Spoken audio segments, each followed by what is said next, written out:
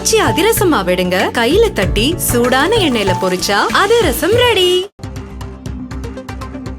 வங்கக்கடலில் உருவான காற்றழுத்த தாழ்வு பகுதி புயலாக வலுப்பெறும் என்று வானிலை மையம் தெரிவித்திருக்கிறது. வங்கக்கடலில் உருவான காற்றழுத்த தாழ்வு பகுதி புயலாக வலுப்பெறும் என்று வானிலை ஆய்வு மையம் தெரிவித்திருக்கிறது.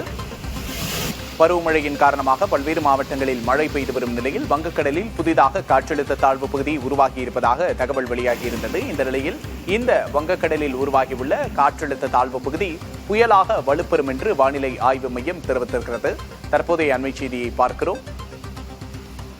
வங்கக்கடலில் உருவான காற்றழுத்த தாழ்வு பகுதி வரும் 27ஆம் தேதி காலை புயலாக வலுப்பெறும் என்று வானிலை ஆய்வு மையம் அறிவிப்பை வெளியிட்டிருக்கிறது. வங்கக்கடலில் உருவான காற்றழுத்த தாழ்வு பகுதி புயலாக வலுப்பெறும் என்று வானிலை மையம் தெரிவித்திருக்கிறது. கூடுதல் விவரங்களை செய்தியாளர் வீரகுமாரிடம் கேட்கலாம். வீரகுமார், காற்றழுத்த தாழ்வு பகுதி புயலாக வலுப்பெறும்னு சொல்லியிருக்காங்க, இதோட கூடுதல் விவரம் என்ன?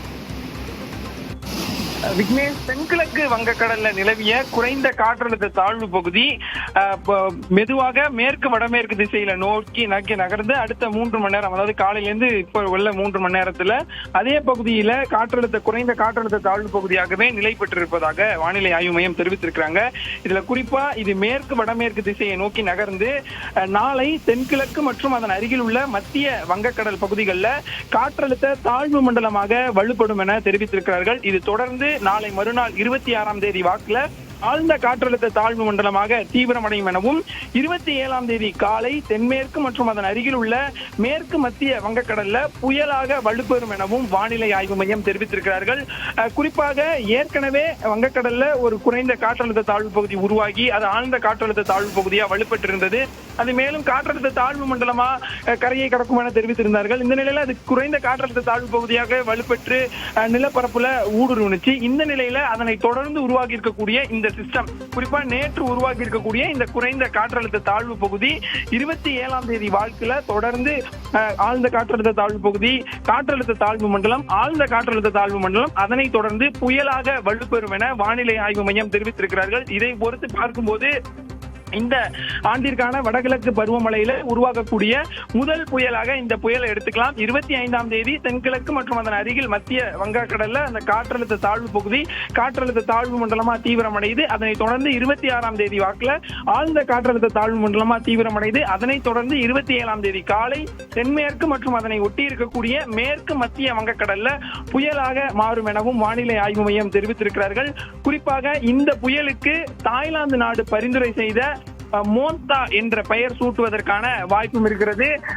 ஏற்கனவே தமிழ்நாட்டில் இந்த வடகிழக்கு பருவமழை தீவிரமடைந்து தொடக்க காலத்திலேயே சராசரி மழையை விட, அதாவது இயல்பு மழையை விட கூடுதலான மழை பொழிவை தந்து கொண்டிருக்கக்கூடிய சூழ்நிலையில வங்கக்கடல்ல 27ஆம் தேதி உருவாகக்கூடிய இந்த புயல் சின்னம், இதனால டெல்டா மாவட்டங்கள், கடலோர மாவட்டங்கள், வட தமிழக பகுதிகள், தமிழ்நாட்டின் உள் மாவட்டங்கள் என பரவலாக கன முதல் மிக கனமழையை எதிர்பார்க்கலாம் எனவும் வானிலை ஆய்வு மையம் தெரிவித்திருக்கிறார்கள்.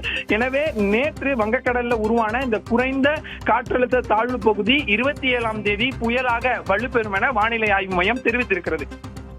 வீரகுமார், இந்த புயல் உருவாகும் பட்சத்தில் முதலில் பாதிக்கப்பட போவது எந்தெந்த பகுதிகள், எந்தெந்த பகுதிகளுக்கு அதிக மழையை எதிர்பார்க்கலாம்? குறிப்பாக இந்த புயலினுடைய தற்போதைய நிலையை பொறுத்தவரையில இந்த குறைந்த காற்றழுத்த தாழ்வு பகுதி எங்க இருக்கு அப்படின்னு பார்க்கும்போது இது தென்கிழக்கு வங்கக்கடல்ல அந்த பகுதியில சுத்திட்டு இருக்கக்கூடிய மேலடுக்கு சுழற்சியா இருந்தது 2 நாள் முன்னாடி. அது இப்போ நேற்று குறைந்த காற்றழுத்த தாழ்வு பகுதியா வலுப்பெற்று இருக்கிறது. இது மேற்கு வடமேற்கு திசையில நோக்கி நகர்ந்து தென்கிழக்கு மற்றும் அதன் அருகில் இருக்கக்கூடிய மத்திய வங்கக்கடல்ல காற்றழுத்த தாழ்வு மண்டலமாக தீவிரமடையும் என தெரிவித்திருக்கிறார்கள். அதே பகுதியில தான் ஆழ்ந்த காற்றழுத்த தாழ்வு மண்டலமாகவும் தீவிரமடையும் எனவும் தெரிவித்திருக்கிறார்கள். இது 27ஆம் தேதி வாக்குல தான் தென்மேற்கு மற்றும் அதனை ஒட்டி இருக்கக்கூடிய மேற்கு மத்திய வங்கக்கடல் பகுதிகளில் புயலாக வலுப்பெறுவதற்கு வாய்ப்பு இருக்கு என தெரிவித்திருக்கிறார்கள். இதை ஒட்டி நம்ம பார்க்கும்போது இந்த புயல், அந்த காற்றினுடைய வேகம், அந்த புயல் சின்னம் உருவாகக்கூடிய அதனுடைய திசை, இதையெல்லாம் பொறுத்துதான் அது நகரக்கூடிய பகுதியை வைத்துதான் நம்ம மழை எந்த பகுதியில பெய்யும்னு அக்யூரேட்டா நம்மளால கண்டுபிடிக்க முடியும். இப்போ வரையும் வானிலை ஆய்வு மையம் தமிழ்நாட்டிற்கு அடுத்த 6 நாட்களுக்கு தொடர்ச்சியாக கனமழை, குறிப்பாக வட தமிழக பகுதி என்று சொல்லக்கூடிய சென்னை, செங்கல்பட்டு, காஞ்சிபுரம், திருவள்ளூர், விழுப்புரம், வேலூர் இந்த பகுதிகளில் கனமழையை எதிர்பார்க்கலாம் என வானிலை ஆய்வு மையம் மஞ்சள் நிற எச்சரிக்கையை கொடுத்திருக்காங்க.